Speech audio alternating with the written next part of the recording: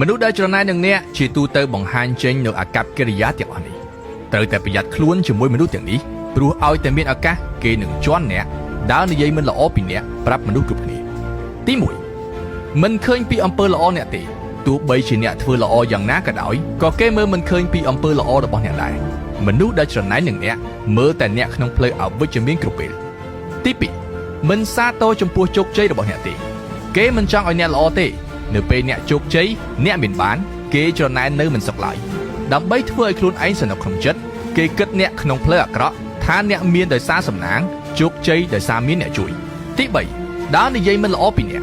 មនុស្សដែលច្រណែនអ្នកតែងតែចង់ដឹងចង់ឮពីអ្នកហើយបើសិនជាអ្នកជួបនៅបញ្ហាអ្វីមួយហើយនោះគេនឹងឆ្លៀតឱកាសដើរនិយាយអាក្រក់ពីអ្នកប្រាប់មនុស្សគ្រប់គ្នា